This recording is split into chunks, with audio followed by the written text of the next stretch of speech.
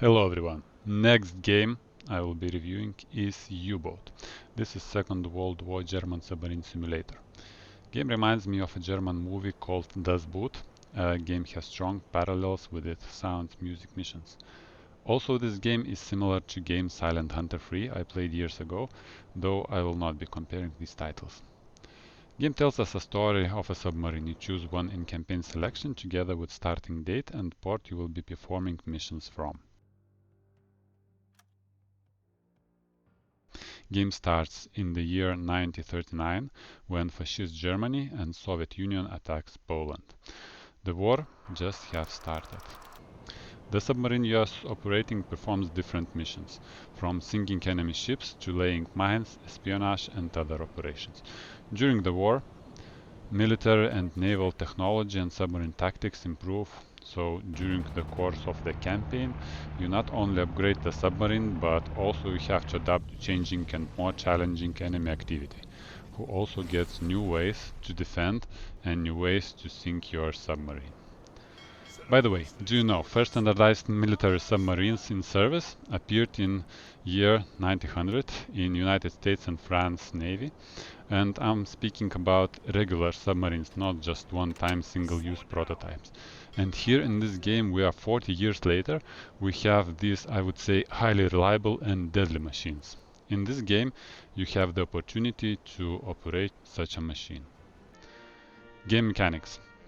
So you start and end up after each mission in port. You perform port activities. First of all, headquarters. In headquarters, you select the mission, next mission for the submarine. Also, you may select a special mission by assigning one or more of your officers to perform a research, reconnaissance or construction missions. Also in port you have the warehouse where you replenish supplies, torpedoes, ammunition, tools, equipment or upgrade the submarine. Crew management is also performed in a port.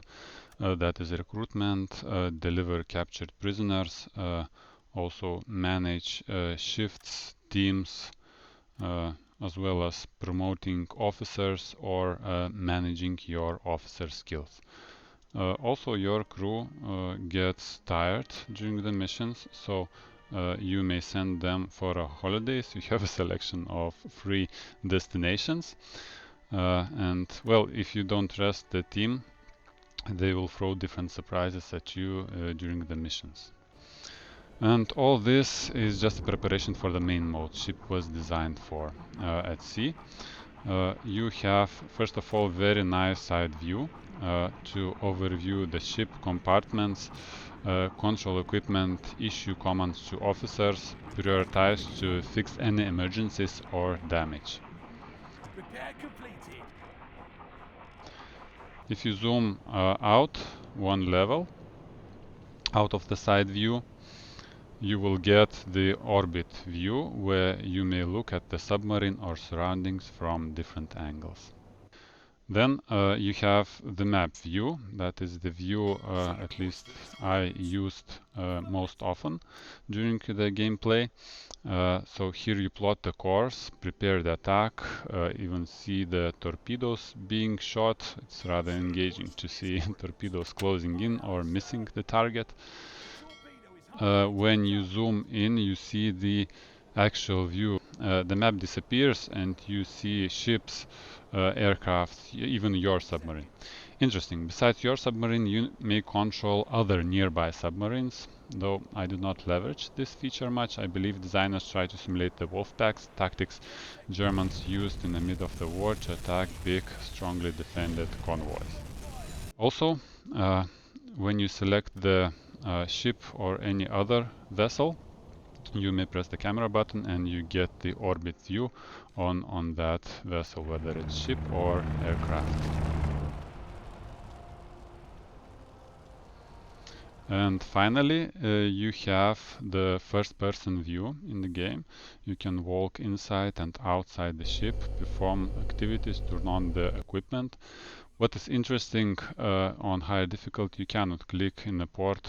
You have to walk or run in first-person view to each officer, to warehouse. That well gives some interesting perspective.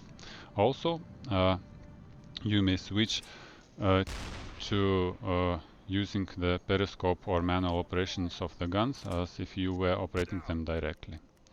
Gameplay itself. Basically, you select a mission, travel to mission area, perform the mission, that is patrolling area, laying mines, catching any convoy or single ship reported, attacking any special targets, and so on. Finally, when you finish the mission, you return to port for resupply, receiving the awards, money, and to select your next mission, and again you start from the beginning. Speaking about the game difficulty and learning curve, they have included rather good introductory tutorials, but it feels well like they stopped halfway. Tutorials explain the basics, but they don't explain the tactics, intended usage of map tools, and many other things like blind spots. You have to guess and learn your way. A very nice feature is in manual aiming built-in tutorial videos. You watch them without switching out of the actual gameplay. Very nice solution. In general, I would say learning curve is of average steepness. You learn initially in tutorials, but later you learn by dying and restarting on easier difficulty. But when you get grip on the game, soon it becomes rather easy. You always see difficulty in the mission when you select it in the headquarters. You may choose a mission of difficulty you would like. Speaking about the game graphics, I would say job well done. Sea, environment, sun, moon, clouds, beautiful. Land, for example, when leaving the port in the night, you see a lighthouse lighting the way, trees, houses.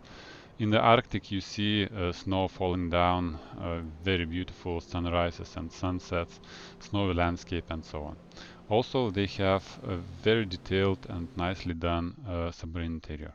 Tremendous job in update 2022.1. We have added detailed ports. All are different buildings, different layouts. Beautiful. Sound. It's pretty decent. Beautiful atmospheric background music, ship sounds, explosions, art directions. Underwater squeaks and creaks of the submarine on lower depths. 90 meters.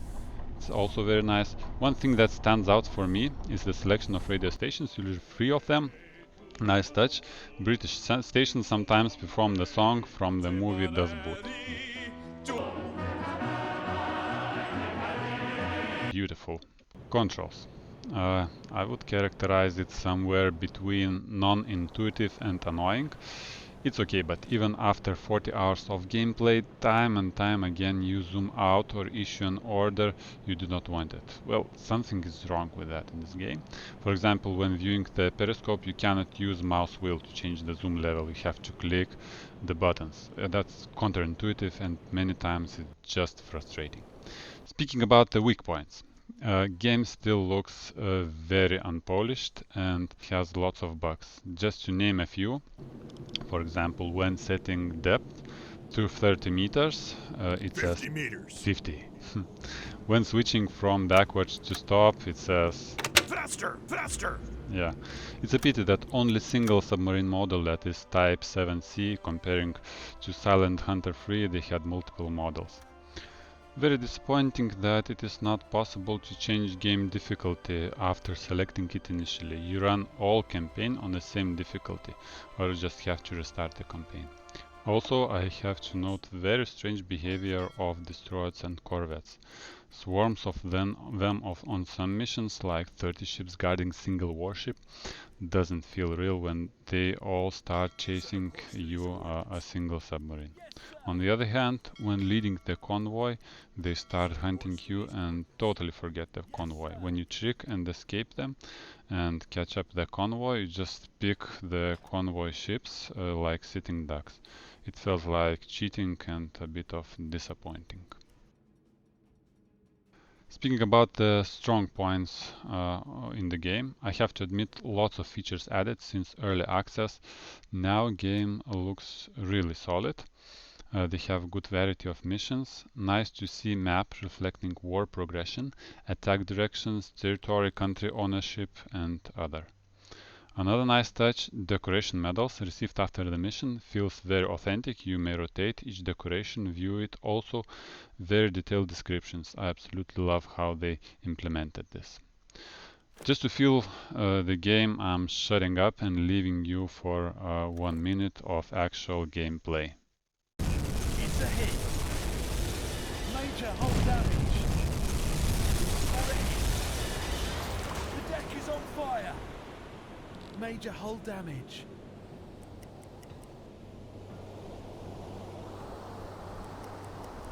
They're sinking.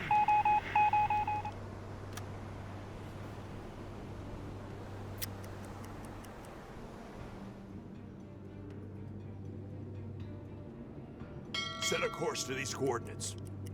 Copy.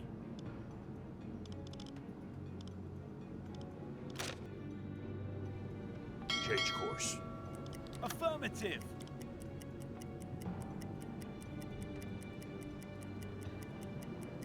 Set a course to these coordinates. On duty. Change course. On duty.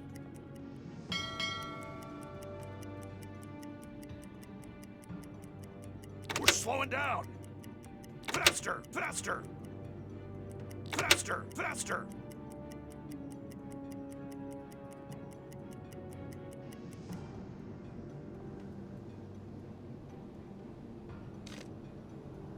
Calculate torpedo course.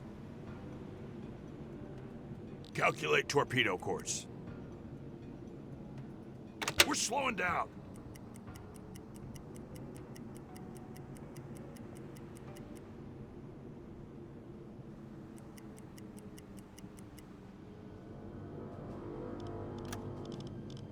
Flood Tube 5.